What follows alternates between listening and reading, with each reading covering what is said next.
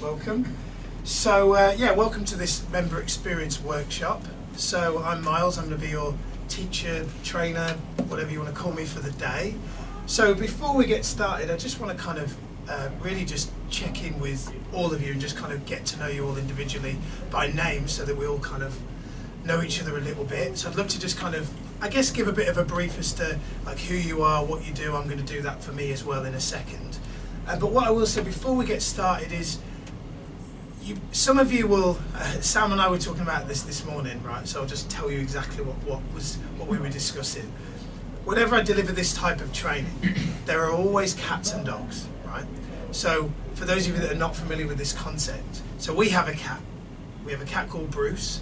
Bruce only wants to show me any attention whatsoever if I'm feeding him. Other than that, he's like, I don't really care. Leave me alone, let me go and run outside. Dogs, however, just kind of lap it up. They want the attention. They're like, yeah, I love it. This is brilliant. This is fantastic. I know that some of you today will be dogs. Like, you'll be like, yeah, great. Like, and don't get offended, will be interested in what we're going to cover, and you're here and you've heard about it. Maybe Sam's told you about it and you're liking the idea of what we're going to do. And some of you may be cats and you're kind of thinking, when's this thing going to end? Is this going to be boring? What am I going to get out of this? What's in this for me? Oh no, he's going to try and teach me how to suck eggs and all that kind of stuff. What I want to tell you about today is going to be very common sense, maybe not common practice. I always say that exercise is common sense, but it isn't necessarily common practice. There are a lot of people in Portsmouth right now who know that they should work out, but they don't, because to them, they're like, there's a million reasons why they don't want to do it. Oh, I haven't got the time, I haven't got the money, oh, it's too posy, oh, that new village gym, I've heard about that, they're all poses, and they'll have all these barriers as to why they're not doing it. It's common sense that everyone should work out, but it's not common practice. And what I want to tell you today is that this workshop, I'm not going to teach you to suck eggs, I'm not going to give you canned sales training.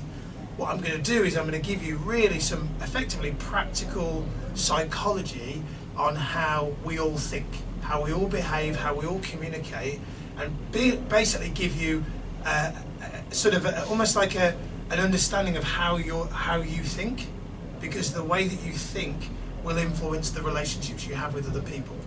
So the workshop today isn't just about a training because Village Gym says you should be trained. This is actually going to be a workshop to help you to better understand yourself so that you can communicate with the people in your personal life more effectively. So, for instance, let's say you've got something that is in your personal life that you want to do, and maybe you need other people to take part in that.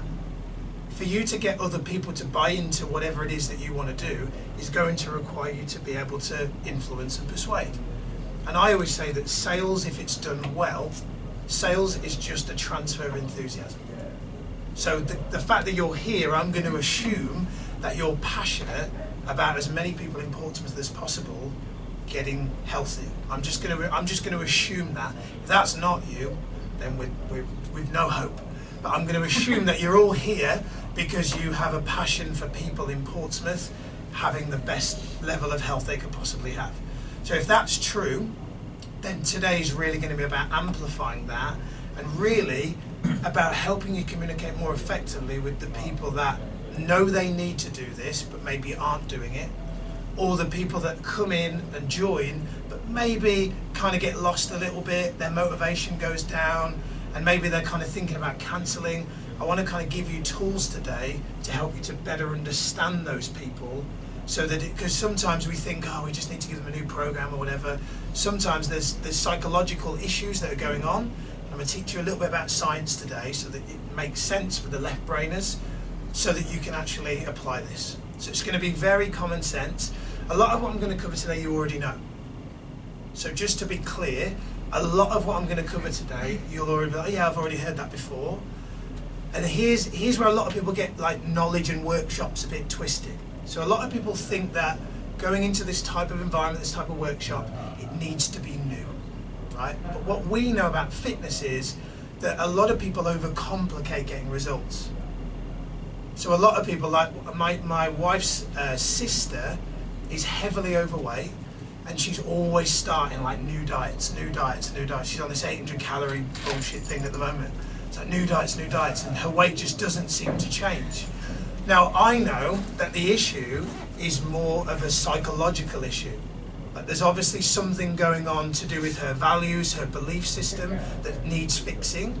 But for her, she keeps putting a band-aid on it. Like, oh, just try this diet, try that diet. We all know that within reason, if you just work out more often, 3 or 4 times a week, eat the right foods more often than you eat the wrong foods, within reason, you can add layers of complexity for those that are here that have got that background, but within reason, exercise, getting results can be quite simple, right? So what I want to do today is I don't want to insult your intelligence and say, I'm going to teach you the new way to communicate with people, because there is no new way. There is no new way. Like, it's just about applying common sense. So I just want to kind of get that out of the way. Not a reinvention of the wheel. Really simple stuff that you can apply really easily. And the main thing for me is I want this to be a workshop that's not just about the gym.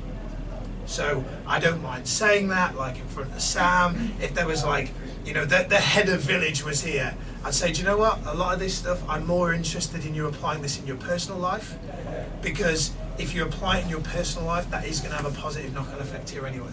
Because once you apply this stuff, you won't just apply it in one place, you'll apply it everywhere. So that's just to give you some context for today. All right. So I'd love to just kind of go around and just introduce like who you are and I guess your why. Like the thing I'm most interested in here is not, oh, I've been in the industry this long, I'm qualified in this, just like, hey, I'm Miles and this is why I work in the industry. This is why I'm passionate about it. Just a good way to frame and start the day, and then we'll get straight into training. So, ladies first, is that all right? I'm going on holiday soon. Yeah, my name's Kelly. I work in the sales Okay. of the gym. And yeah, I'm going on holiday today. Shut up. Are you actually going on holiday? I am, yeah. Are you? Where are you going? Turkey. Brilliant. Do you not smell our suntan lotion? Nice. Yeah, been working here about 3 years. Okay. Enjoy it. Right. Why the fitness industry for you, Kelly? Oh, that's a bit of a weird one. I actually came into this job so I was made redundant. Okay. So, yeah. A blessing in New disguise. challenge. Yeah, Okay. of course, Kelly. New challenge. Enjoy I do a lot of running, so I enjoy that side of it. Nice. And I've started getting into the gym a bit more. So, Great. Love the scales. love the scales. Love the On there, scales. once I'm one a of week those, at least. not an 800 calorie person, but I do like to check my weight every week. So You've got some cool scales upstairs. I saw them. We were playing around with those yesterday. Cool. Thanks, Kelly. Thank you. My name's Lauren. I'm a PT. I'm an alcoholic. I would be with that part upstairs. Yeah, PT fitness coach here. Been here just over a year now. Kind of always been in that sort of like fitness sort of area. Played football from a young age. Moved down here when I was 17 to play football. Quite a high level, and then kind of fell out of love with the game. And then decided to take it apart. Got qualified 2 years ago. Got a job a year ago. Doing alright. 10 clients. Still here. Teaching classes. Wicked. Thanks, Lauren. Thank you.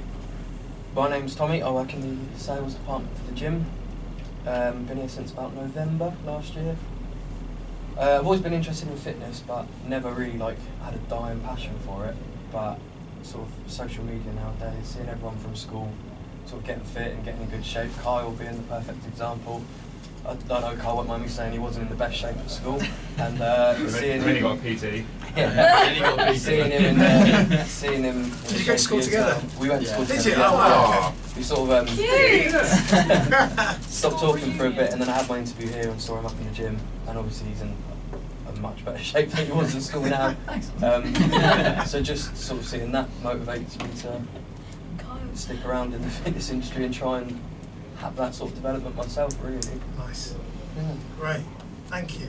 Oh, no. I'm Lois. I started working here how long ago? Maybe a couple of months ago, so I'm brand new. I work in the sales team in the gym. I've never actually done sales before, but I was a member here before and loved the gym, like coming down here, so I thought I'd give it a go. Really enjoying it. Great, Yeah. brilliant. Thanks, Lois. That's all right. Thank you. Cool. Hi everyone, my name's Sam. Yeah, very similar to everybody really. Had a real passion for health and fitness from a very young age. Always wanted to work in the industry, support people to also enjoy health and fitness. I find people fascinating. So why they come in and train is always intriguing. I think as I've progressed in my career now, I enjoy building teams, recruiting the right people, getting a team to flourish, and for me personally, having everybody achieve their career aspirations is important to me. Great, thank you, Sam. Cool. So, Rob, fitness manager here. I've been in the fitness industry for about 5 or 6 years, but for Village 2 and a bit years now, so since we opened. So I'm a bit of a new challenge, pretty much done everything in the fitness industry apart from sales, but yeah, that's it. Great. Brilliant. Fitness. Scott, operations manager here. Always worked within sort of operations. As a sort of youngster growing up, sport, fitness was everything I kind of lived for. I think as I've kind of worked in operations, that's drifted away a little bit over the last several years or so. But yeah, one of my reasons for coming into this environment again is to kind of get that passion back a little bit more and work more towards that fitness side of stuff. And actually within a gym, although I've worked in gyms for years, that doesn't mean I stepped foot in them. It's just a building to me, and yeah, just want to get back to that sort of fitness passion side of stuff a little bit more. Great. Brilliant. Thanks, Scott. I'm Alex, I'm the sales manager here. So again, I've been here for 2 years since we opened. Football, sport has always been a passion since a young age. I've been in sort of jobs in marketing, things like that, but to progress in everything you need that sales knowledge, and being able to sell gives you the tools to do pretty much everything. And having the whole hotel open and the gym open is a good opportunity to get involved. Great. Brilliant. Thank you. Last but not least. Kyle, I'm the fitness coach here. So yeah, similar to these guys, like I've always been into sport, into fitness, even from a young age. Like Tommy mentioned at school, I wasn't in the best shape, and after that I kind of hit the gym, got a PT, wonderful PT over there, Mr. Rob, and yeah, basically knuckled down, got myself into fairly good shape-ish. And me going through that journey, I just didn't want to take other people through that journey. Great. I want to do what Rob did to me, basically. Bring them up, give them the knowledge. That's management. And yeah, and then get them into like the mindset that I'm now. Brilliant. Fantastic, thank you. Great. So I think what I'd love to do now, so just to kind of really frame the overview for the workshop today, 2 things we're really going to look at is why people join and why people cancel. That's really the context of what today is going to be all about, because whether it's sales or whether it's retaining members, ultimately it's about why do they join and why do they cancel. So before we kind of dive into that, what I would love to do, really just as an open discussion so that no one's put on the spot, is I'd love to just kind of hear from you as what is your primary outcome for this workshop? So if I give it a question so that it really helps amplify that for you, the question I want to ask you, really want you to think about is, if we were at the end of this workshop today, you went out of this room, had a conversation with someone privately, and it went a bit like this. I had this workshop today, this guy came in, delivered a training, thought it was going to be really shit to be honest, but it turned out it was really useful, like it was really good, I can see how I'm going to apply a lot of what I learned. For you to say that in your own words, what's got to happen today? Like, what would you want to hear, what would you want to learn today that would make you privately go out and Chinese whisper and go, oh, that workshop was actually really useful and applicable to me. Didn't think it would be, because maybe I'm not part of the sales department or whatever, but I've realised that that actually was really helpful, and that's something I can now see how I'm going to be able to apply that for the long term. So rather than just kind of go around one by one, because I feel like we've done that already, I'd love just some shares. Like what's your primary? Because here's what I know about primary objectives in this type of environment. So I do a combination of 2 types of workshops. I do ones where people pay to come, which is arguably a room full of dogs because they've invested money to be there. And then I do other workshops where the business has paid for the workshop and there's people in the room that, if given the choice, wouldn't be there, right? So that's probably more us on that side, because obviously Village have bought the workshop and you haven't. So I think it's really important then for you to have your own outcome for being here. Kind of like a person joins the gym and they drag their friend in. Their friend's like, oh, don't want to go. And they're like, come on, you'll love it. It's really good. The people at the Village, the team, they're amazing, right? And then they come in and then they love it, right? But they thought they were, oh God, I just really don't want to go. But we know that in fitness, like if you don't know your outcome, like if a person joins the gym and they're not clear on what their goal is, well then how are they going to get there, right? So if you go for a drive and you don't have a destination, then you just drive around and around and around. You've got to be clear on, well, where do we want to go? You go to the cinema and there's all the movies and you don't pick one, then you're just going to stand there and not see a movie, right? So I think it's really important that you verbalise what is your outcome for today, so that based on the fact that it was a training that was bought for you and not by you, you get the maximum out of the day for you. So I'd love to just kind of open it up and just share what's your primary outcome. What would make this a really good workshop for you today? 100 new PT clients. I like it. Ambitious. I'm going to write that down because I truly believe what's said in jest and what's said as a joke, behind that there is always some seriousness. So, is it genuinely learning how to get more PT clients? That's really cool? Yeah, great. So new PT clients. I think where there's a mixture of sales and like PT here. Yeah. Like for the PTs that probably maybe aren't exposed every day to that sales techniques and Yes. environment. Yes. You can give them something No, to I'm sort not of a close salesperson. deals and Yeah. Yeah, I'm not saying I can't And go. giving them a tip. You need to come and be PT with me because of X, Y, Z. I'll just be like, well, if you want to be, don't. Yeah. Like, Wait to it's get like trying to. It's almost like learning sales, like techniques to sell yourself Yeah. as such. Yeah. Yeah. Well, it's funny Like because little questions you can ask them, like, so why are you here today? Or like, what's your goals? Yes. Why do you want to get in shape? yeah. Because if people just come in and say, I want to get in shape, it's eventually going to fizzle out. If Yes. they've got like a wedding or they've had a, I don't know, an enlightenment because their health's not in great shape or something. Yeah. They've got a reason to be there. Yes. But everyone else is a bit like you say, wandering around. We've got to direct them Yes. to keep them coming. Before most of you came in, Scott and I were having a conversation about sales and about sometimes the misinterpretation of what sales is. Like I'll talk about me and why I do what I do in a second. But I talked about the fact that, I said sales is a transfer of enthusiasm, and I say that, and I'll frame it so that it makes sense, that I believe that we're all salespeople if sales is just a transfer of enthusiasm. So what I mean by that is, Scott and I were talking, no one wants to be the sleazy used car salesman that we stereotype as a salesperson. But if we're talking about something that we all believe in and are passionate about, then we're all in sales. So we're talking about Scott and his daughter, and we're saying at some point she will be wanting to influence you to do something. And those of you that are parents will understand this. Daddy, let's do this, let's do that. Or a friend saying, hey, let's go here instead of there. Whoever wins that conversation has sold that person on the idea. So actually, if we're passionate about what we're selling, it's just transferring enthusiasm over to another person. It's a bit like, let's say a person is, to go a bit extreme, but I promise it'll be a useful metaphor. A person is bleeding by the side of the road. A paramedic pulls up and says, get in. We'll sort this out, we'll get you to hospital. And the person says, whoa, being a bit pushy, aren't you? Stranger danger. Like, whoa, stranger danger. They wouldn't do that. They would assume that because it's a paramedic and they're wearing the uniform, they should just get in. Effectively, that person has sold the person that's bleeding by the side of the road on getting into the ambulance because they trust them based on the uniform.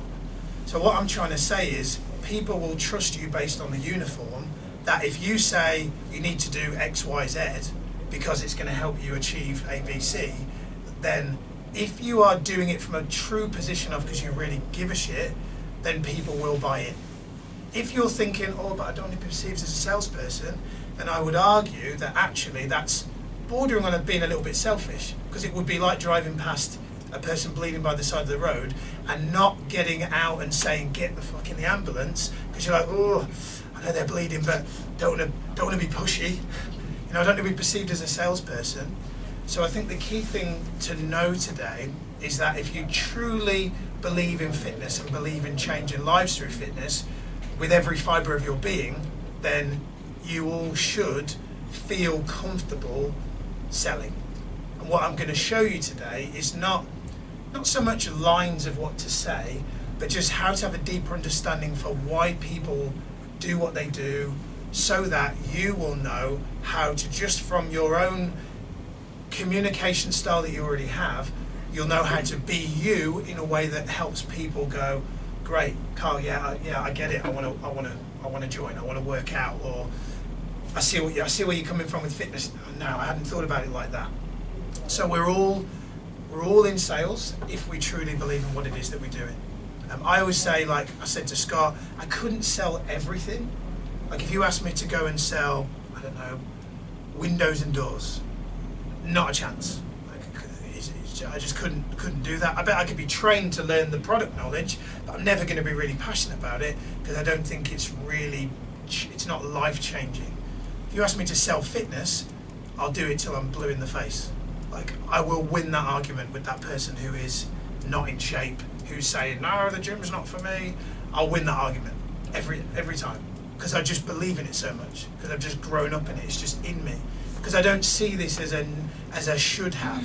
Oh, I should work out. No, it's not a should, it's a must. It's like brushing teeth. So there's no should about it. Like, oh, I know I should work out. No, it's not a should. It's like your taxes. Like, it's got to be done. Like, it's like sleep. You got to do it. Eat. Got to do it. This is a must. It's not a should.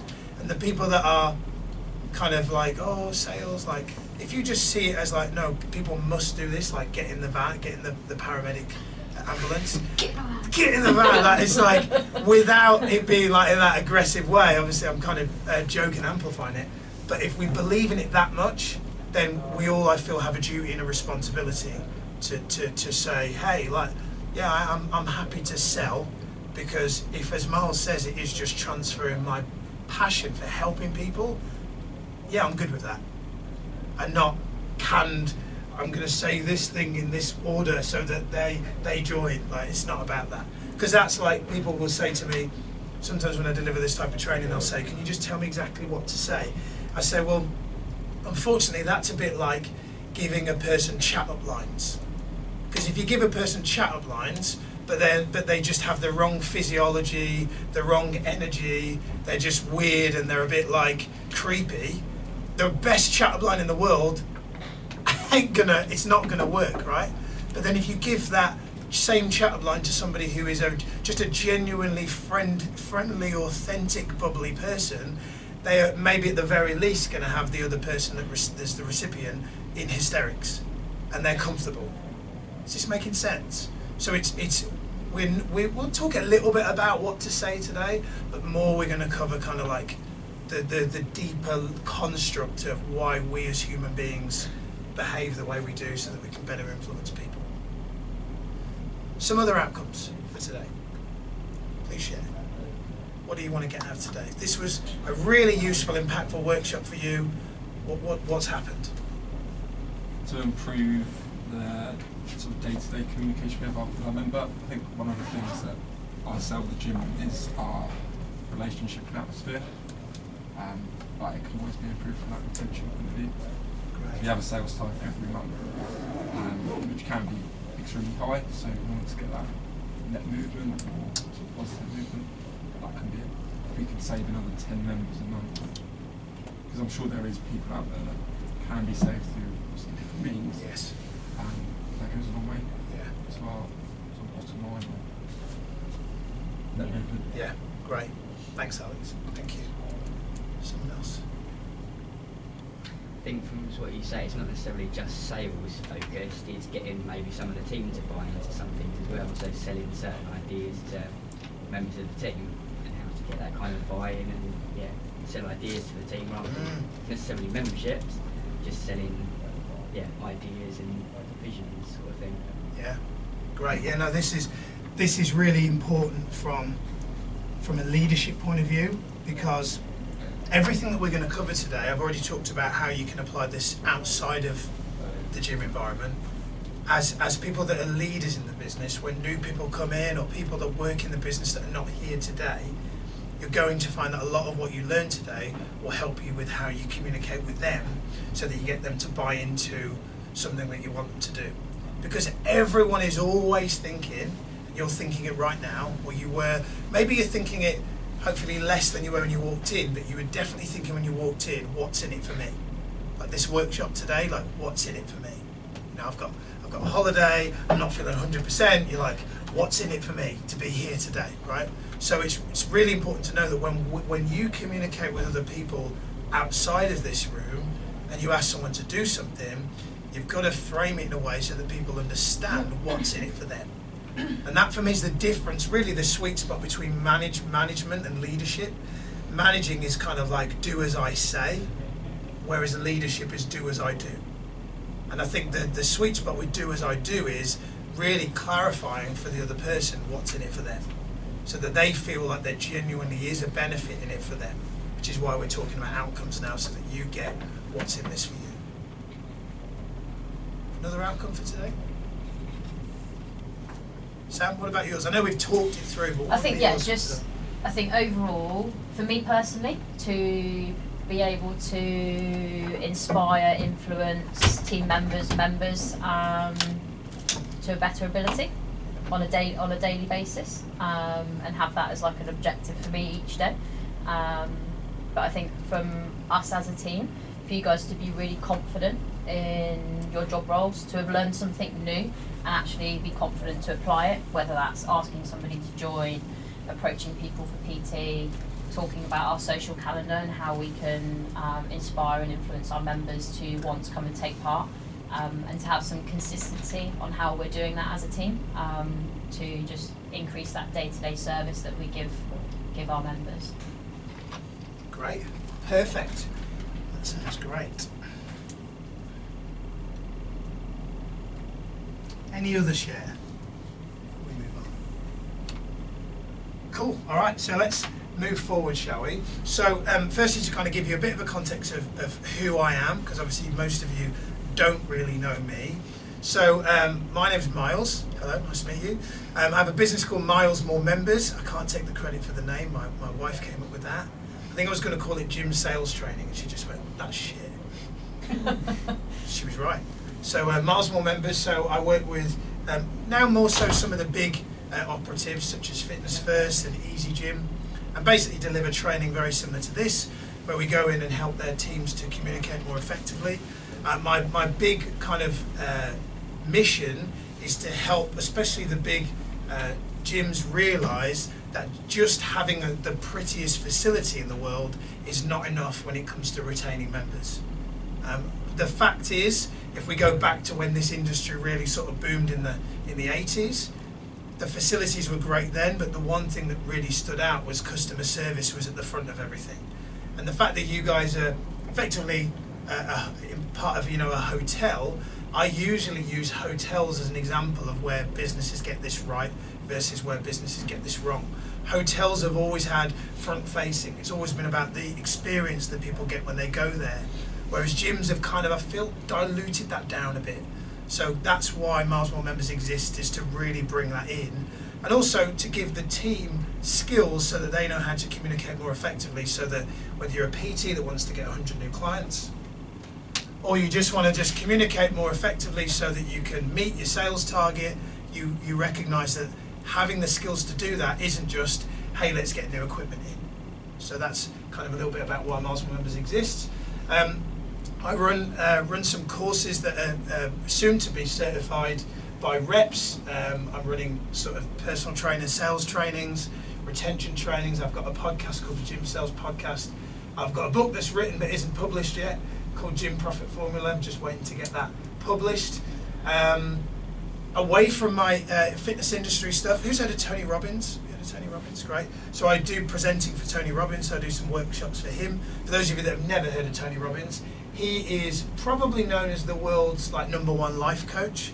He coaches people like Andre Agassi, Serena Williams, Bill Clinton, so like serious people.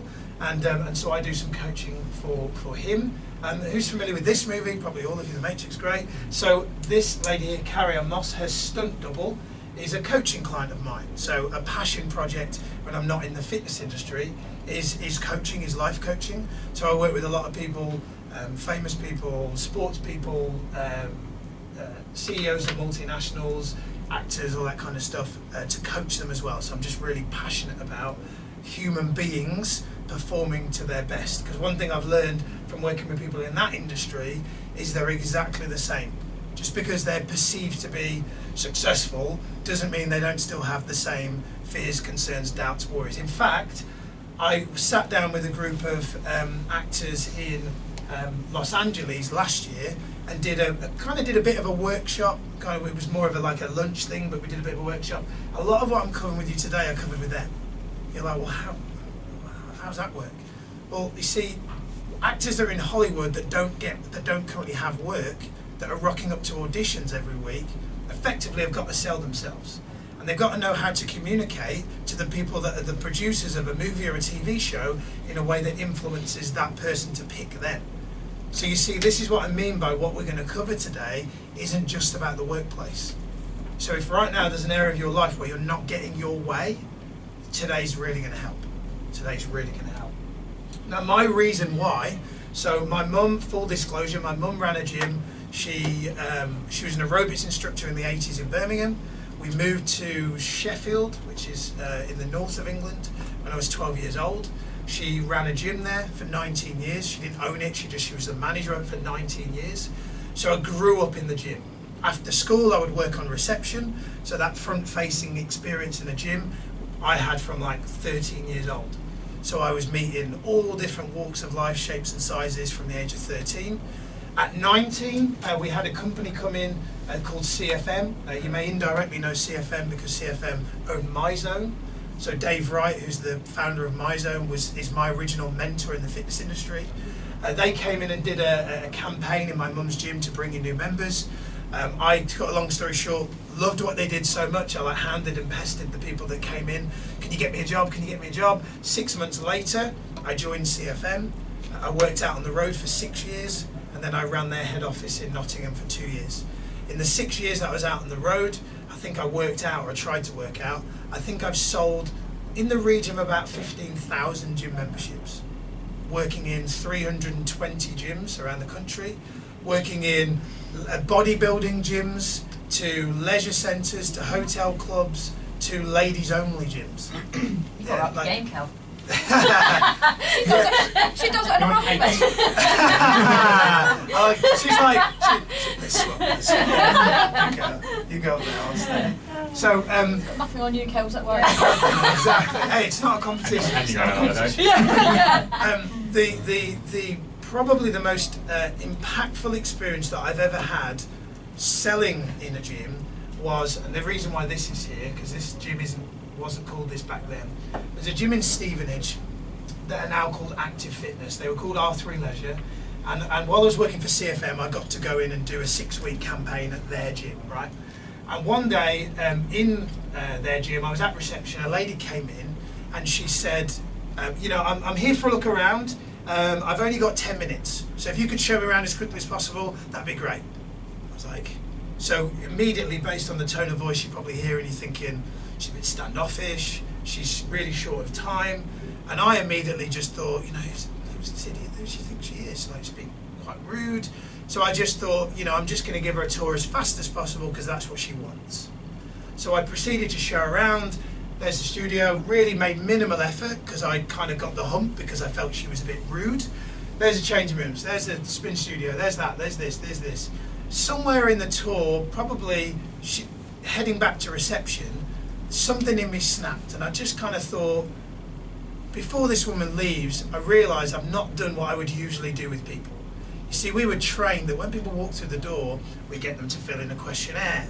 They answer all why they're there. We then talk about the questionnaire. What are your goals? Why is that important? What time of day will you work out? Because of the way she came in, I just thought, I'm not giving her the questionnaire. So I just gave her this really canned, pretty crap tour. And it wasn't until the end of, when we got back to reception, I saw the questionnaires that would usually have been filled out, and it kind of triggered me to think, you've not asked her anything to do with the questionnaire. So I said to her, and I'll never forget because her name is Sandra, I said, Sandra, forgive me, before you go, I know you've literally got a few minutes left. I said, can I just ask you like why you came here today? And I said, and I don't want the reason of, I've just got 10 minutes to show me around, because I'm going to assume that you've probably seen gym facilities before. Why did you really come here today? Could you maybe just enlighten me to one goal so that I at least know when you leave that I kind of got something out of you? She said, well, I need to lose a bit of weight. I said, great, like, how much weight can I ask you need to lose? And she went, well, about 4 stone.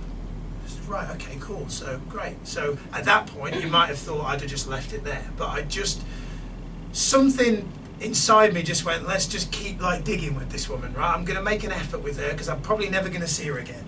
So I dug a bit deeper. I said, why 4 stone? She said, well, I don't feel good about my body at the moment. I said, and how does that make you feel? And she said, well, pretty shit. And I said, what impact is that having on your life? She said, well, work's stressing me out. I just feel like I remember when I was in shape and I felt really good, and now I'm shouting at the kids more. And then she just paused, and then her eyes just started to just like fill up. And I just kind of paused and just left it silent for her for a minute, because if you ever had that type of conversation with someone who's upset, the silence isn't awkward, right? Because you're just leaving them for a minute to just kind of do whatever needs to happen. And then her eyes, tears rolled down her cheeks, and she just went, I need to lose weight because me and my husband, we've been rowing, we've not been physically intimate in months, we're just shouting at each other.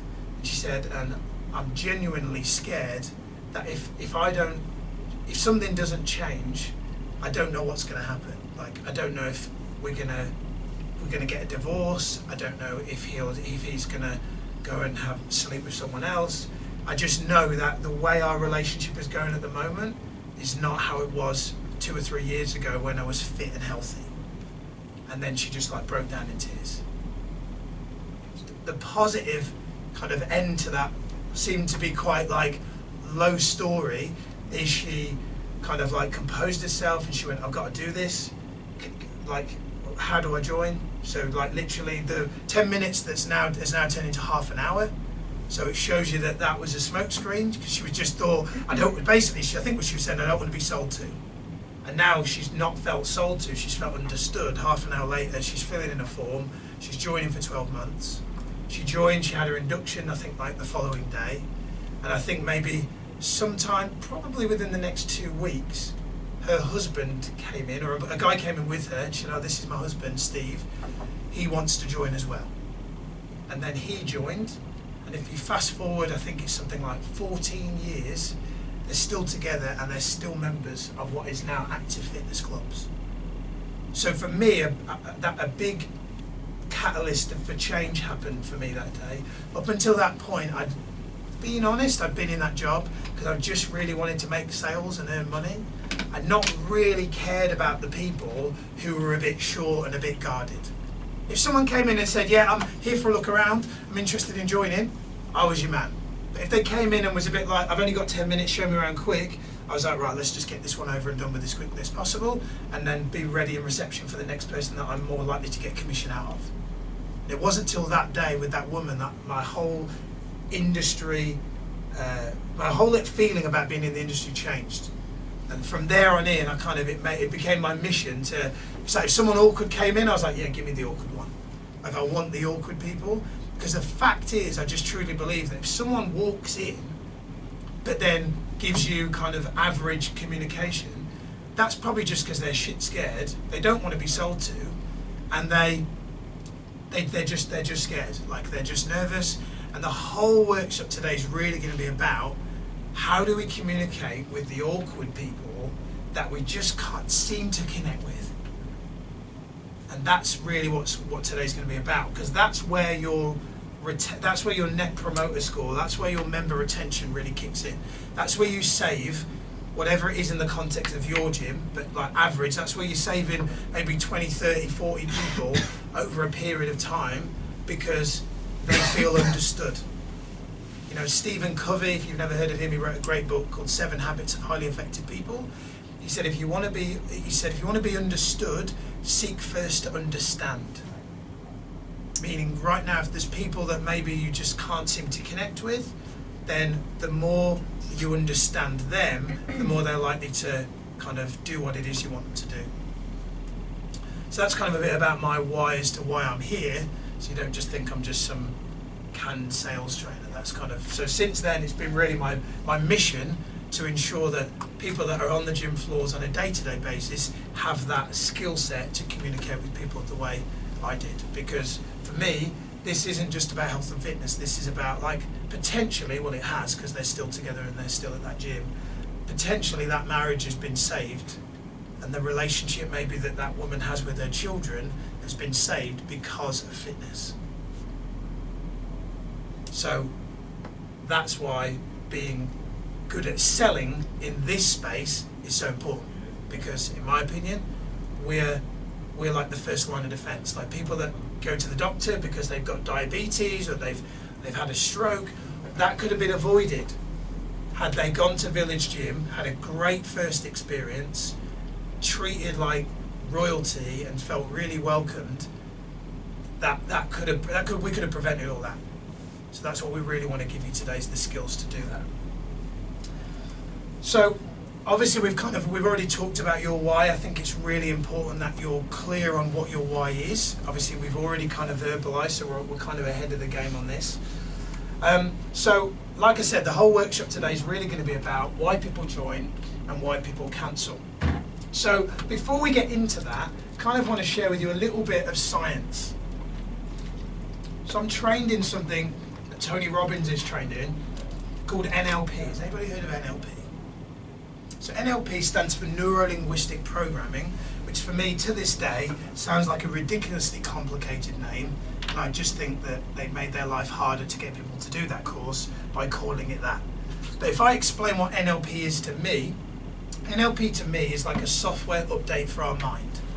So what I mean by that is things that right now are happening around us.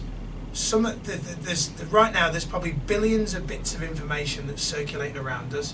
There's the swirling sound of the aircon, there's the people talking out there, things that maybe you weren't focusing on until I said them. So what happens is, on a day-to-day basis, we filter information. So our mind is like a computer. So right now, if there's an area of your life where you're not getting everything that you want, it could be because you need a software update, because you need to update your mind, meaning you need to maybe update what you focus on.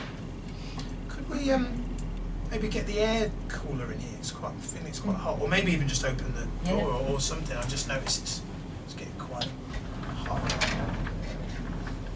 So let me give you an example of what I mean by focus, and let's just kind of simplify the science bit. So what I would like for you to do is I'd like for you to look around this room and notice everything that's blue. So look around this room and notice everything that's blue. Thanks, Sal. So look around this room and notice everything that's blue. So everything that's blue, everything that's blue, doesn't matter if it's off blue, but notice everything that's blue.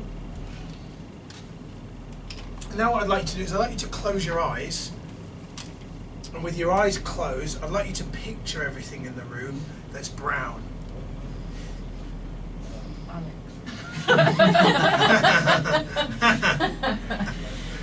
And now you may open your eyes. So what's my point? Well, it was probably harder for you to picture brown because I hadn't asked you to look for brown with your eyes open. I'd asked you to look for blue. So what that means is we get what we focus on. So right now, when you're communicating with people on the gym floor, you may be focusing on certain things and missing other things. And what I want to do today is draw your attention to certain things that maybe up until now you've maybe not focused on, but that if you started to focus on, may improve your ability to get more sales, retain more members, get more clients, and so much more. So that's really what today's all about, is the science of the way that we think and communicate, and how we're not always, things are not always as they seem, is what I'm trying to say. So we're going to cover in the first part of this workshop what we call the 6 human needs of a customer. So this is something that is, well, this is effectively, I've stolen this, let's just say, Tony Robbins. from Tony Robbins. He talks about this all the time. So Tony talks about the fact that we all have 6 needs, 6 primary needs that dictate our behaviour. So whatever you are currently doing or not doing will be done to meet one of these 6 needs. So this isn't a, we made it up. This has been kind of psychologically proven that we all have these 6 needs. The difference, however, is that we all have the needs in a different order. So once we understand, and we're not going to do a test on the needs order today, we're just going to kind of discuss what we think is our order. Once we understand what the needs are, the order that ours go in, or at least what we think is our top one, then what we can start to do is we can start to, when we see and communicate with people on the gym floor, we can start to think about, maybe they're behaving that way because maybe their top human need is X. So what I'm going to show you in this section is how, when you understand what your human need order is, and you understand then how to spot other people's human need order, you can communicate more effectively. Meaning, whether you want to influence and persuade in the gym or out of the gym, you're going to have a much better chance of doing that. So we're going to go through all the 6 needs individually so that you understand all of them separately. Then what we're going to do is we're going to go through something called the 4 customer types. And what we're actually going to do is we're actually going to test this. So I've got some tests for you. Don't get scared, it's not school. We're basically going to do a 30-second test to show you effectively what type of personality you're more like. So Tetramat, you plays on nature. So when I say it plays on nature, what that means is we obviously we need all elements for nature to work. So we need the earth, we need the air, we need water, and we need fire, which is the sun in this instance, for the environment to work and exist. So when we do this test, you're going to be more or one of each of these elements, but you do have all of the elements. The power of this combined with the human needs is it's going to show you what your kind of primary personality trait is, meaning once you know what it is, you'll know very quickly how to spot everyone else's.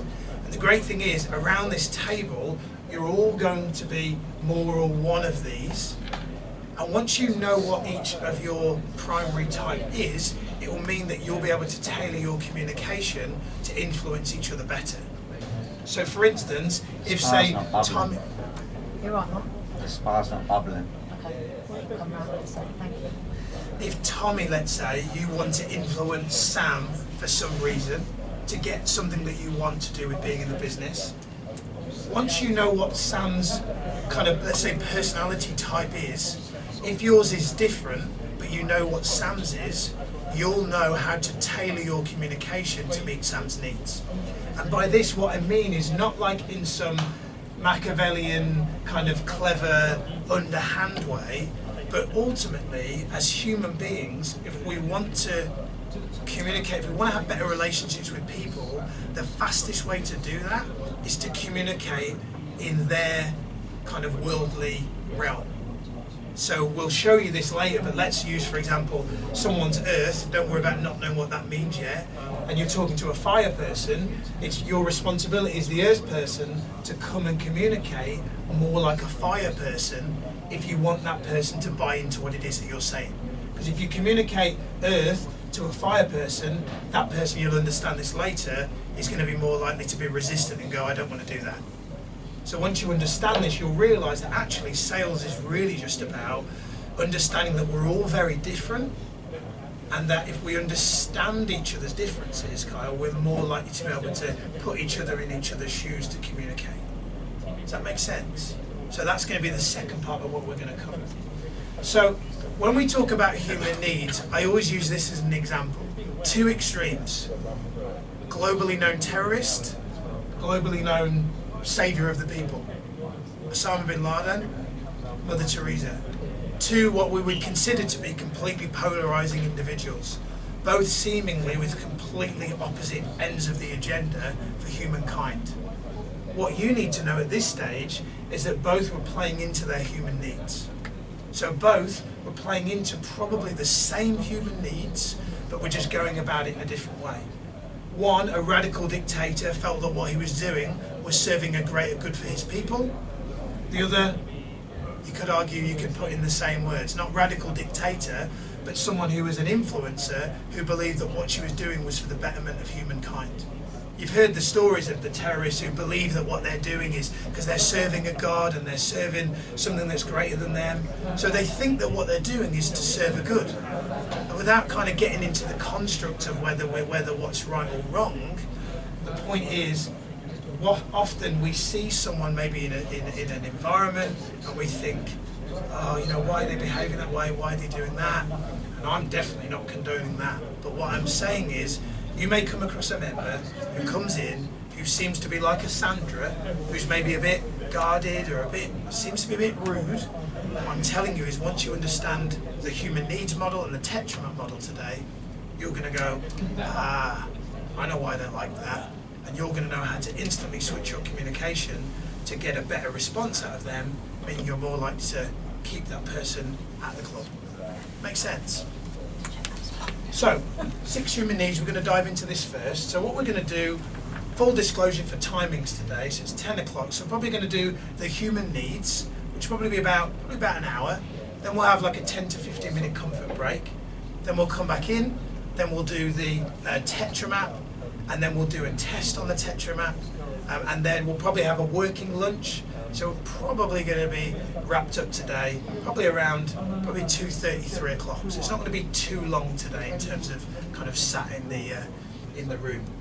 So let's go through the human needs. So you may want to make notes on this, but like I said, I am, as long as the camera is charged, I am recording the workshop, so you'll be able to get a lot of it as well. In fact, Sam, could you quickly just look at? No, in fact, I'll do it because you won't know if it's. I'm just going to check if we're still recording. Yeah, we're good. We're still there. We're still That going. could have provided a lot of entertainment. Put on, falling over. Yeah. So, And cut. Face up to the screen. Yeah, up a nose. Take one. go back to the beginning. So, need number one is certainty. So, need number one is certainty. So, what this means in the context of the gym environment, let's talk about members first, is everyone that comes through the door wants to feel certain about something. Most likely they want to feel certain that they're going to be, they're going to get results. So like, I want to make sure that if I join this environment that I'm going to get results. That's one of the first things. They want to feel certain that they feel safe. I want to feel certain, maybe some people who are maybe a little bit shy, maybe they want to make sure that they feel safe, that they're not going to be intimidated, that they're going to feel comfortable. There may be someone stereotypically who's a weight trainer, and they want to feel certain that the weights are going to be big enough for them to build the kind of muscle they want to build. So everybody here wants to feel certain about something. We collectively need to feel certain as human beings. We need to feel certain that we can pay the bills. We need to feel certain that we are going to just in general just feel safe in our lives.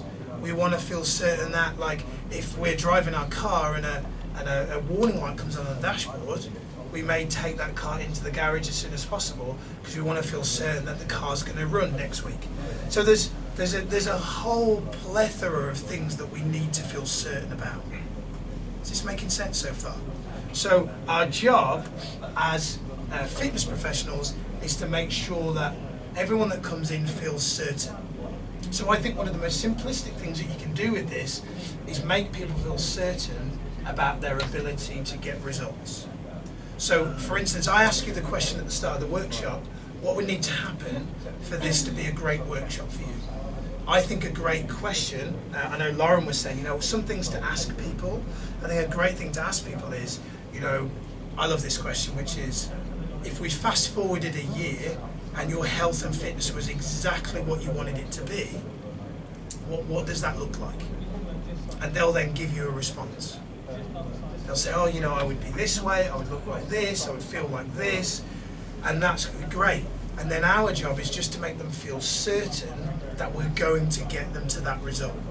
Because if we make that person feel certain that they're going to get to that result, we're way more likely to join. Does that make sense? So when people talk about like being salesy or not being salesy, ultimately the first kind of influential element is we've got to make people feel certain. And for some people it may not even be about results. They're like, I just want to know I'm going to feel comfortable here because I've never been in the gym before and I'm nervous. Okay, cool, I understand. Well, I want to let you know that we will make sure, and then you want to insert all the things that you know to be true, that you know is within your skill to make a nervous person feel comfortable. So it may not even be results, it may just be, I just want to know if I join here, I'm not going to feel intimidated, am I? No, you're definitely not. And your ability to convey that they're going to feel comfortable will dictate to whether they feel certain. And if they feel certain, you've ticked off that human need. Meaning you're one step closer to that person joining and then staying long term. But the key thing with sales, the key thing to know about sales and retention, why they join, why they cancel, is that need has to be met throughout. So if they've joined and you've met that need and then 3 months in, they're like, I'm not sure if I'm comfortable here, or not. Then somewhere along the line they've lost that certainty. Your job is to reinstill that back in them. Is this making sense so far? At any point, if we're going through this and you have a question, please ask. Because I don't want this to be me just talking at you for 3 or 4 hours. I want this to be an engagement. So if you hear something, you go, can you explain why that is this then? Then I really want you to ask questions. So that's the first need. So we're going to cover that in more detail later, but that's the first need. The second need is variety. So we all need variety. So just like a child needs new toys, apparently, we all need variety. So I always use the example, and we'll use it for our benefit, because Lauren is going on holiday today. No, Kelly is. Oh, Kelly, sorry, Oh, Kelly is going on holiday. Sorry, Kelly is going on holiday. So whether Kelly knows it or not, she will know it. When we book a holiday, one of the reasons we book a holiday is for variety. Like we want to get away. Like Carl going to Miami, we want to get away. But somewhere into the holiday, if we were there for weeks and weeks and weeks and weeks, we would eventually go, I want to go home now.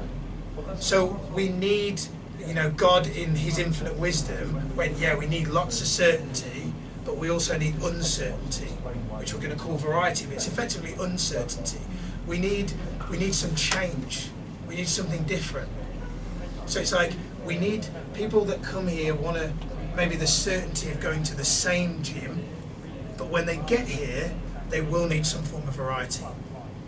So for instance, for me, group exercise is a really good way of giving variety, because of the people that come in and just do the same thing over and over and over and over again, eventually they will hit a plateau. And if they don't know what to do with that plateau, because they don't have the self-awareness to recognize that that is part of the journey, they may go, the gym's not working anymore, I'm going to quit.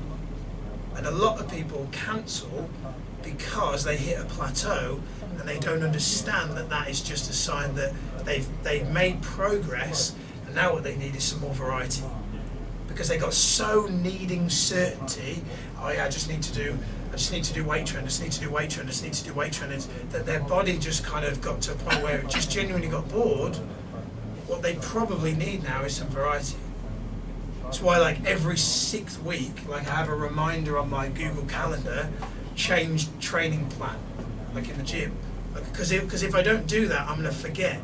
So like the last week in the gym has been a bit like sluggish, and I looked at my phone, I was like, I think it's like this Wednesday it says change training plan.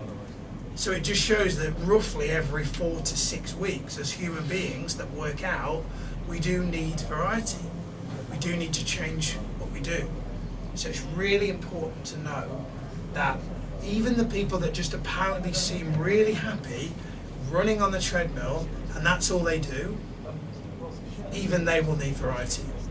So it's really important that when someone seems to be the person that just is a serial, does one thing over and over again, that we need to go over and really just talk to them and to say, how's your training going? Like, are you getting results? Are you progressing in the right direction? That is the simplest. I said earlier, we're not going to focus too much on what to say. We're focusing on the deeper construct of why people do what they do. But if you were to ask me what would I say to someone who is just clearly does the same thing over and over again, it would just be going over and going, how's your training going? Are you still getting results? So just getting that extra mark of customer service. Exactly. Just generally asking them, like, Absolutely. what class have you done? Have you done this and done that? And just pointing them. Exactly. Because I found that when I've asked that question to a person who is really happy just running on the treadmill, just getting them to think about what is the highest purpose for being on the treadmill, when they then talk about the goal they're trying to achieve by being on the treadmill, you're more likely to get them off the treadmill to do something different. Because actually, staying on that treadmill may just be a safety mechanism for certainty. Like they're not confident in the gym environment. They're confident on the treadmill, but anything away from the treadmill, they feel uncertain. So what we need to do is we need to help them get that certainty in other areas of the club, because then that is going to give them the variety that they need, which will help them to stay motivated long term. Just making sense? Good. So we all need, whether we're treadmill huggers or not, or we just do, someone that just purely does one type of workout, we all need variety, or people are going to plateau out and they're going to cancel. Next, significance. Arguably the one that is almost like most commonly overlooked, but is the most important to talk about. When we come into the world as babies, we get a shitload of significance. We get lots of significance. All eyes on us, we get all the attention. Then for those of you that have had siblings, all of a sudden they have a new baby and we're not getting as much attention. So the amount of significance that child is now getting is understandably less, because mum and dad have to give more attention to the newborn. And that's the human need of significance. Whether we like it or not, we all want to feel significant. We all want to feel appreciated, we all want to feel acknowledged, and we all want to know that what we're doing is valued. So in the context of gym members, significance could be as simple as, Tommy obviously meeting you on reception yesterday, as simple as just hello and goodbyes to people when they come into the door.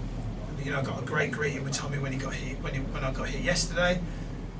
I feel a lot of gyms miss the importance of just giving people that significance. Like when I was, for a short period of time, doing personal training, I wasn't the best qualified personal trainer, but I had the most clients. I had 3 times the amount of clients that somebody else, a guy called Hanny in the gym, who was a strength and conditioning coach and worked with the local rugby team. I had more clients than him. Why? Because if Hanny wasn't with a client, he was very singular focused. When he was on the gym floor, he was training a client, he wouldn't communicate with anyone else in his peripheral vision. And I get that, because his point would be, I've got to be fully present with that one client. But my argument was, when I'm training a client, that doesn't mean that I have to ignore everyone else around me. So if I was training Sue, and Steve walks in, and I know Steve even though he's not a client, me just saying, morning Steve, how you doing? Or just, if I don't know Steve's name, just saying, good morning, how you doing? What are you training today? Cool. While Sue's warming up, for instance, on a piece of equipment, that would, as a compound effect, somewhere down the line, probably kind of lead to Steve, if he was thinking, I need a personal trainer, who should I pick? He's going to go, the one I've spoken to, hey presto, that's me. So I would be, when I was on the gym floor, the one that was probably best known because I was talking to the most people. Because talking to the most people, ultimately all that means is you're making people feel significant. And if you make people feel acknowledged and significant, they're going to want to, if you're a personal trainer, for instance, Lauren, they're going to want to buy personal training from you. It's inevitable. I told the story before. Most of you got here doing a training with another hotel, McCure Hotels, and we were in a leisure centre there. A lady, Leanne, was the cleaner, and she wanted to attend the workshop. She's like, oh, I'm interested in NLP. I was going to do a course now. I love Tony Robbins, all that stuff. Can I come in? And Hannah, the manager, said, yeah, of course you can. To cut a very long story short, Leanne was probably the person on the floor that talked to the most people. Because when she was cleaning, like mopping the change rooms or whatever, she'd be talking to ladies, you know, she's hoovering the treadmills, she's talking to the person on the treadmill next to her. She became, she was fast-tracked through, because I said to Hannah, I said, I think you should look at maybe if this person wants it, if Leanne wants it, you should train her to become sort of at least the receptionist, I think would be great. 18 months later, she's the assistant manager, and now she runs the club. And I believe the net promoter score and the retention all went up significantly when she became a full-time member of the team, because she was the person that had the best rapport with people. And if you're kind of like, oh, you know, I'm a bit of an introvert, I'm not so much into that, then all you've got to know is that significance can be as simple as just saying hello. Just saying hello. A few years ago, I did training with Fitness First, and we spent probably an hour talking about the importance of using a person's name when they first come in for a tour. And they thought it was fucking groundbreaking. They were like, oh my God, like, oh yeah, so when they come in and I show them around, like if I say their name 2 or 3 times, they're more likely to join and say, oh my God, this is brilliant. It was like, I said today was going to be common sense, but not common practice. But that alone, like I once showed a guy around in a gym, just a quick side note on significance, whose name was Andrus. So it was like a roll of the tongue because he was from Lithuania. But he said his name was Andrew, but he had an Eastern European accent. So I'm pretending you're Andrus, Scott. I said, you know, what's your name? He said, Andrew. I said, is it really Andrew? Because I'm interested in people. So for me, I'm just like, maybe I've just done this so long, I'm just happy to just go further than some people. Is it really Andrew? Because I'm just assuming because you're Eastern European. He was like, no, but you know, it's easier to say. And I went, all right, well, what is it? I'd love to. I'll give it a crack. He was like, it's Andalus. I was like, oh, Andalus. Okay, cool. Am I saying it right? He was like, yeah, sort of. I was like, all right, well, and eventually I got to the point where I could say it, and we had a joke about it. Then I showed him round. Then he joined, obviously. And then 6 years later, he's still a member. And anytime I go and see that gym, because I'm still friends with the owners, he will joke about the fact that, oh, Miles, like, how you doing? Like, he's always really like, oh, good to see you, blah, blah, blah. I haven't spoken to him since I joined him up. Why is he like that? Because I made him feel really significant. All I did was go, is it really Andrew, or is it? No, it's Andros, but, you know, not people can't say it. Oh, all right, well, Andros, I want to try and say your name, because it's your name. Like, it's the thing that is most important, is your name. It's your identity. It's your identity, exactly. So know that if you're kind of going, you know, I'm not a salesperson, but I'd like to learn how to do it a little bit, just use people's names. Like, it'd be great if people could walk around the gym as members with name badges on. They can't. So have the confidence. If you're talking to a member, you go, oh, I'm really sorry. Sorry, it's Kyle, right? Yeah, great. Have the confidence to say to someone that you don't know their name, what is your name? Like, you're not, they're not going to go, oh, you should know my name because I've been here for a year now. It's like, I mean, there's thousands of them and there's like 15 of you. Like, they can't expect that. And also the vulnerability in saying, I'm really sorry. I've been saying hello and goodbye to you for months. I forgot your name. If you ask their name and you get their name and you forget it again, don't worry about it. The point is you're making an effort to make a person feel significant. And that's better than not making an effort. Forgetting a person's name and then saying, I'm really sorry again. What was it? Scott, okay, cool. Doing that is way more impressive for a person than just not trying at all. guys getting this? Is this making sense? Yeah. So making people feel significant can be as simple as just using their name, going over to them if they're on a piece of equipment, acknowledging them, seeing how they're getting on, preferably not while they're doing a PB on a bench press. But my point is just talking to them while they're training is going to be really good in terms of making them want to stay. Need for is connection. So group exercise obviously is the logical way of that will be kind of universally accepted for connection. You guys obviously with your barbecues and all that kind of stuff, that is all playing into the human need of connection. So keep doing that. Anything that brings people together to meet each other is connection. Something that a gym that it was the gym in Stevenage did really well. They had a buddy board. So basically they had Polaroids of people who trained by themselves but were interested in having a training partner who trained at the same sort of time. It was like dating in the gym but not dating. Just like people that had like-minded workouts at workout times training together. So you know, like you might have Steve and Bob who both come at 6 o'clock, who in this particular gym's instance, they had squash courts. And maybe their squash partners couldn't go at the same times anymore. So Steve's saying, hey, if anybody wants a game at 6 o'clock on Mondays or Wednesdays, then this is my membership number, this is my number or whatever. Or, you know, hey, I really want somebody to train and do weights. I'm Paul, I'm 28, and I just want a fancy training with someone because it gets a bit boring training by myself. And that was working quite well. The parties that you guys are doing is a really good way for connection. Obviously getting more people to do group exercises is connection. Anything that just gets people that are members to get to know other members will play really heavily on connection. The people that come here that say, oh, you know, I just want to train and do my own thing, even those people that swear that all they really want to do is train by themselves, they have that human need in them. So they may not utilize that human need at the gym, but they have that human need at home. So the same person that says, I just want to come to the gym and get my head down, I'm not interested in talking to anyone, or gives that impression, may go home and have kids and they open the door and their little girl comes out and they're like, Daddy, Daddy, and they pick her up and they want that connection with the child, they want the connection with their husband or their wife. So whether you can probably think of people that come that just never seem to want to talk to anyone. They just come in, train, don't say a word and leave. Even those people want this need met. Even those people want this need met.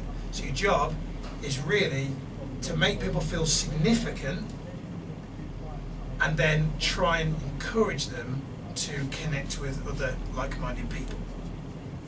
Meaning if there's someone that you feel is a bit introverted and just trains by themselves, if there is someone else here that you know is like that person, if you can, introduce them to each other. For no other reason than we love introducing members to each other. You know, Steve, this is Rob. Just thought I'd introduce you so that when you're on the gym floor, you don't feel like you're by yourself. And if they choose to continue on the conversation, great. If they don't, no problem. You're just introducing people to each other. Kind of like I'm sure you may have done when you did the barbecue yesterday.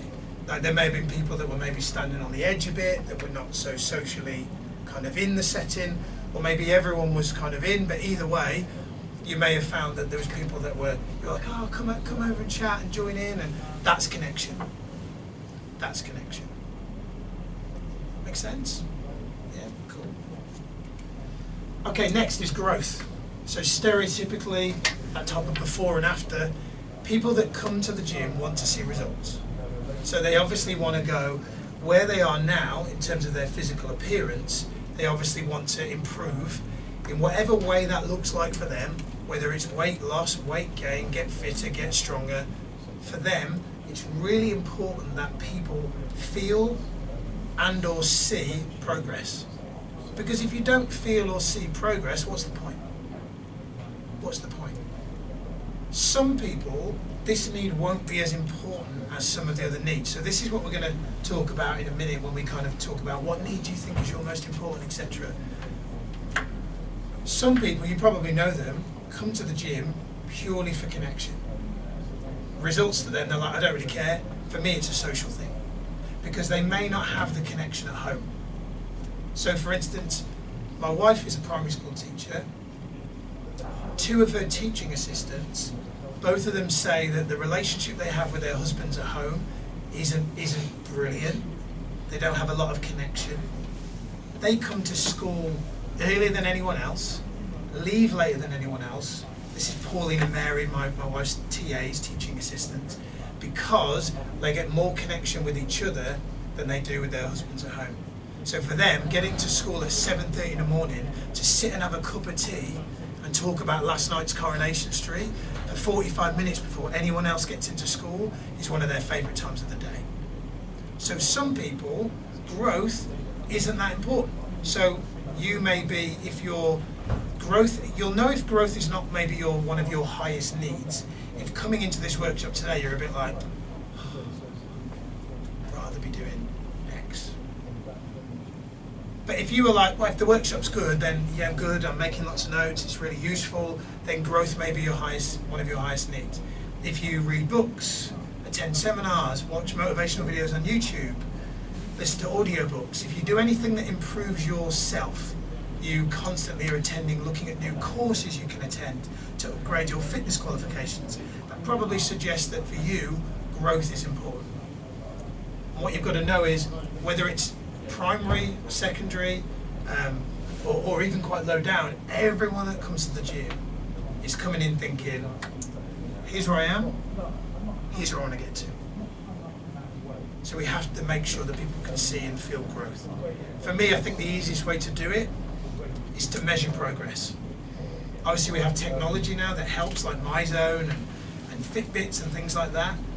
Scales, body fat things, all that kind of stuff. I think everyone can benefit from that. Photographs.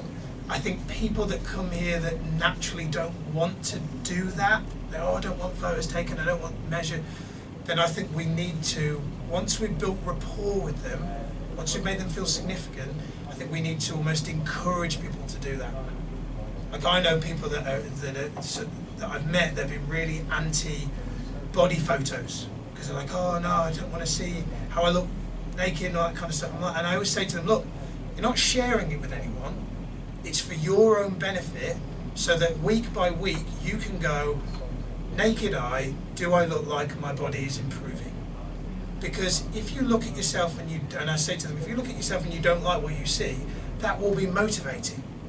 And you need that pain to actually do something about it.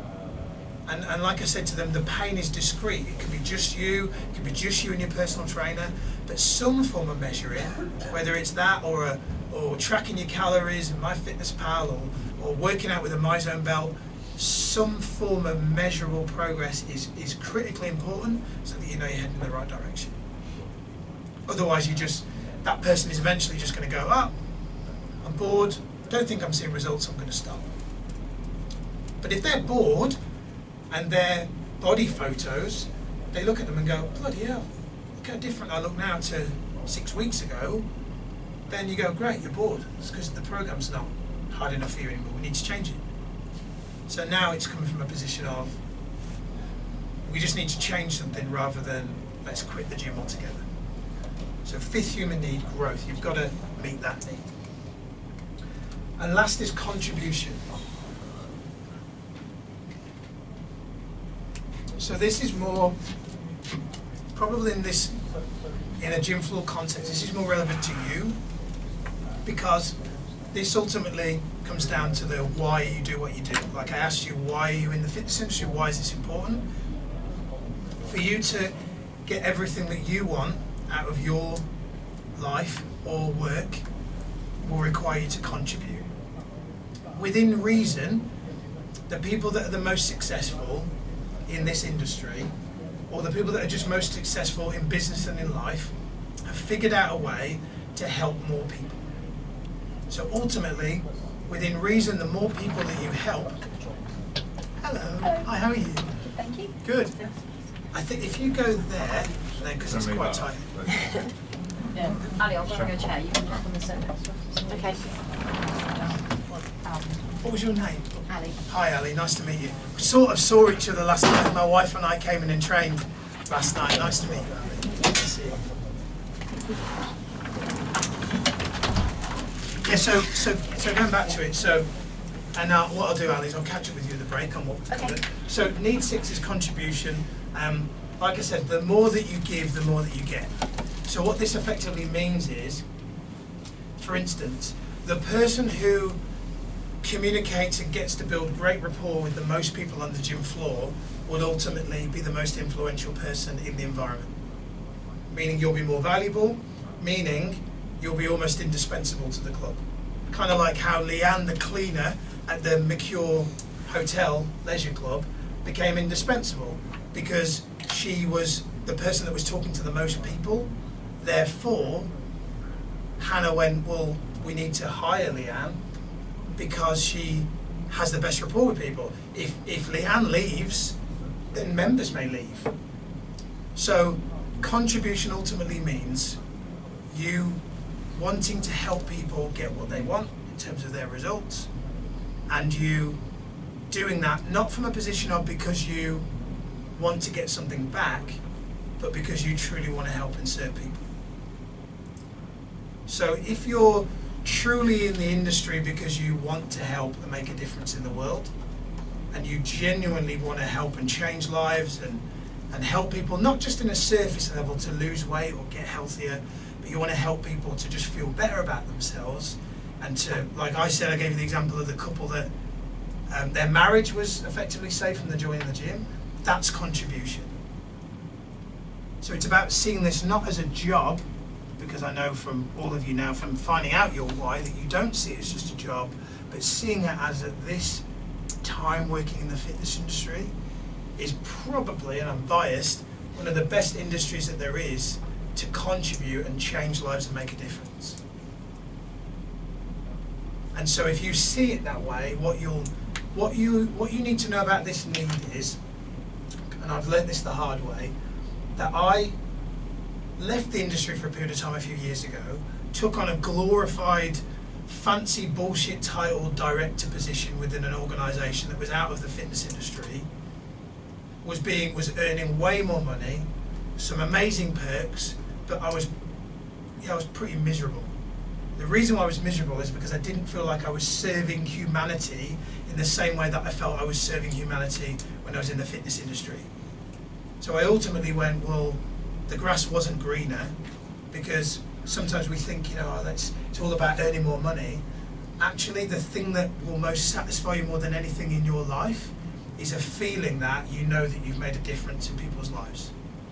That's why there are people out in the world that are really wealthy that are miserable, but then there are also people that are maybe, I don't know, in me and my wife's case, because we've got a baby on the way and we had a couple of miscarriages last year, the midwives and the nurses that served us, that helped us last year, were some of the nicest, happiest people I've ever met, because they know that every single day they're doing something that serves and helps and make a difference. And I'm saying that as people in the fitness industry, our work is as important as those people, those medical teams that are saving lives and helping people through those bad experiences. This work is as important, if you choose to see it that way. So Need 6 is really about your inbuilt want to serve and contribute.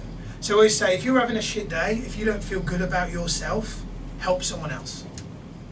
Like if you don't feel good, if you've just had a bad experience the day before, do something to help somebody else. When I first heard that, I remember, and now we have an initiative which I'll talk about later, but I was having a shit day, something just said, I was walking down the street and there was a homeless person, and I just went into Greg's and bought him a sandwich and a bottle of water and a coffee and gave it to him. He was like, oh, cheers, mate. I said, I haven't got any money, but I just bought you this. I walked away and I felt brilliant for the rest of the day. So the issue that I had within my mind before that just went. Because I'd heard somewhere on a video or something, do something for someone that you don't know and see how you feel. And I thought, oh, okay, we'll try that thing. Did it, and I was like, oh, I feel really good now. And so now every year, I have a group of friends and we raise money for the homeless. Every winter, we buy them tents and sleeping bags and thermal clothes and all kinds of stuff, so the people that are genuinely on the street have what they need to stay warm. And the satisfaction that we get every winter when we go around and deliver these things is way more than some of the other things I get to do. Like, one of my favourite times of the year is November. It's freezing cold, it's raining, and we've got a car full of like thermal stuff for the homeless, and we're going around different cities and handing them out. It's great. So what I'm saying is, being here in the gym floor can be as if not more impactful than that, if we choose to see our work that way. It's just up to you to see it that way. Alright? Making sense? Cool, good. So, what I would love to do now is just to firstly have a minute to yourself. Based on this model, I would love for you to just write down what you think is your top 2 human needs. So knowing what you know about what we've discussed, I'm going to use this as a segue to quickly to the toilet. I would love for you to just write down what you think are your top 2 human needs.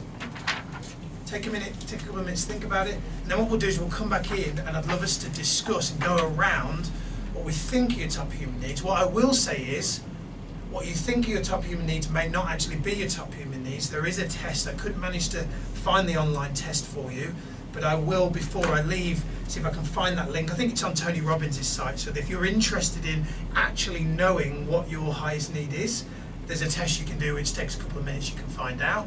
But I'd love for you to write down, just have a guess, be really honest with yourself, what do you think your highest 2 needs are, and I'll nip to the toilet and then we'll discuss. All right? Cool. I'll be back.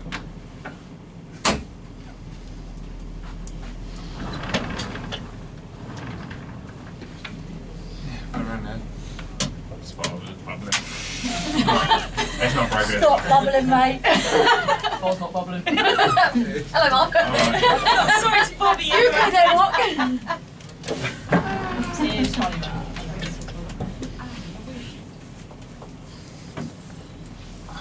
Oh, my legs.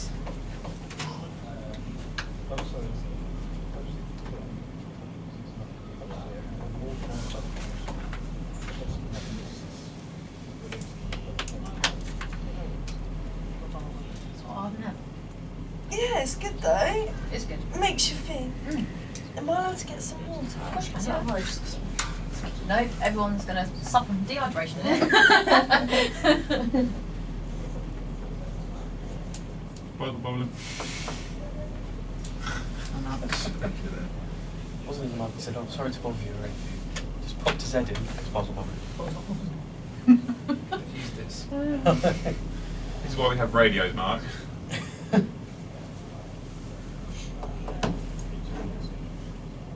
Puzzle bubbling.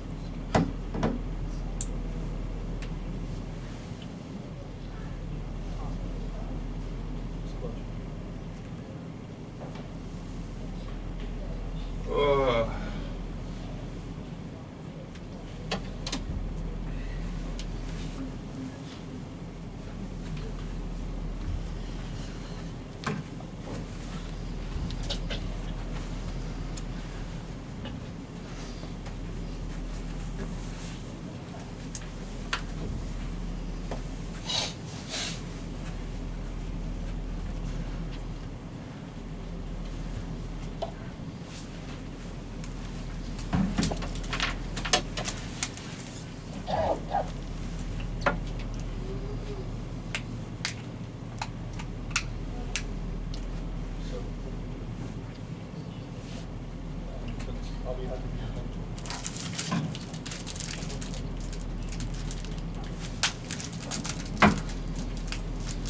See the barbecue up there, Ali? I think that was good. Yeah. Everyone really enjoyed it. Yeah, good.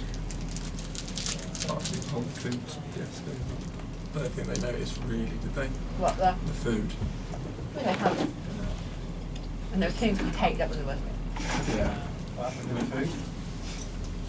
Kitchen. Then we went and I finally got some more. And then you put it down on the table and it's like, gone. Mm. Oh.